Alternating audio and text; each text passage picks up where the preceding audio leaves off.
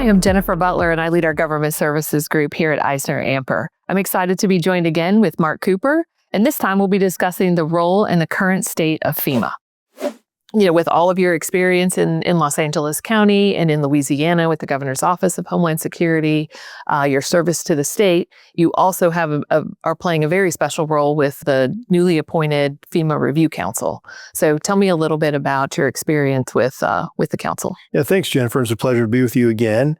First of all, I was very excited and honored to be part of that when I was tweeted, actually, as the president likes to do, who's going to be on that council. Is quite a surprise to me, to be quite honest with you. But so as far as the practitioners that are on, there's a total of 10. 4 of them I would call practitioners. I'm really excited just about what they bring to the table. We, been given a charge. There was an executive order in January. A lot of talk out there about getting rid of FEMA. That's not going to happen. The council has approached it from, being totally objective, looking at all programs. We have painstakingly going out there to do these listening sessions all over the country. In addition to that, the council's done a number of surveys through NEMA and through the Governor's Association. So a lot's being done to make sure that we get input, not only from multi-risks, from, hurricanes, the wildfires, the earthquakes, the tornadoes, but also, different regions of the country, political perspectives. This is truly a bipartisan effort in what we're doing. The council, again, is trying to get as much information as possible, looking at the programs that are out there, to see what, again, as we all know, all disasters are local. And I think that's the stance the president has taken in putting this executive order and this council together, is how much stuff can you push down to the state and local level and make federal government more support and not to be the primary. So given your firsthand experience, I wanted to ask you just to give us and our audience just a high-level overview of what FEMA does when a disaster happens.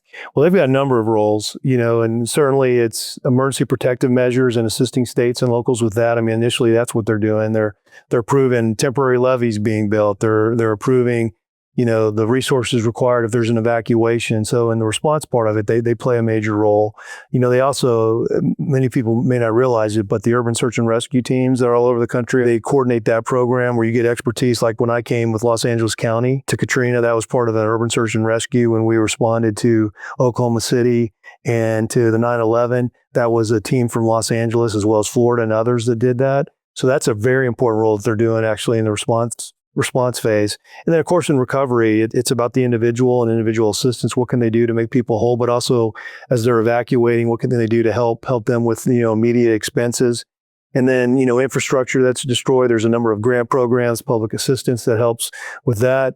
And then getting back to the preparedness, are we talking about preparedness? There's a number of grants that have been in the past to help states be more prepared. I think what's important to know what's happened since Katrina is that, and these are statistics that I've confirmed, is we've seen a lot of power and authority and dollars being spent at the headquarters. For example, before this administration came on, and this is not this has happened over time. It's not just over the last 4 years. The FEMA organization, or the headquarters, is tripled in size. Whereas the regional offices, the FEMA regions, there's 10 of them. They play a major role. They've hardly grown. The other stat that I found amazing was, as far as their staffing, the staffing levels are about 76% is at the headquarters FEMA staff. The other 24% is in the regions. To me, that needs to be flipped.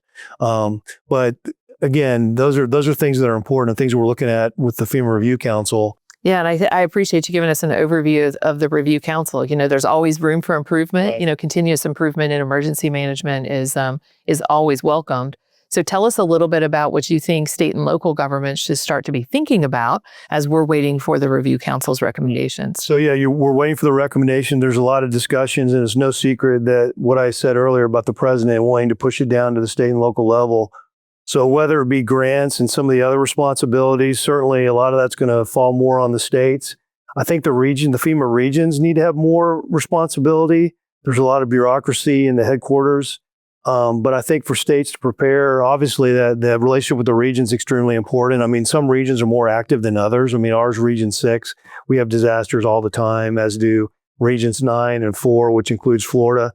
I think it's important that, as far as those regions are concerned, it's not just emergency managers, the state emergency managers, also the governors and their chiefs of staff and their staffs need to know those regions as well. But the other thing, some states are better equipped to take on more responsibility than others.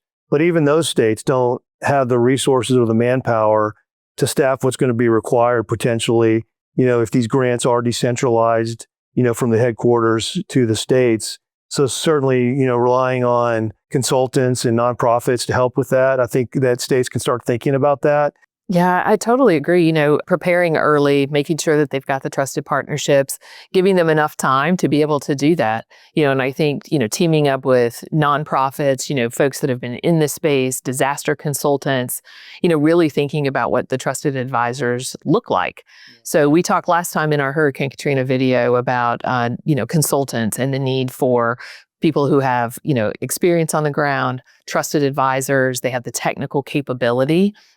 Tell me a little bit more about, as we think that things are going to be moved to a regional and then also to state and local, what do they need to be looking for when they're thinking about bringing on partners to support? Well, and you talked about states, trying to be prepared for these changes that are coming, but I think disaster consultants and nonprofits need to be prepared as well. I mean, a lot of synergy was at the FEMA headquarters and stuff being done at that level. Now more is going to be done at the state and local.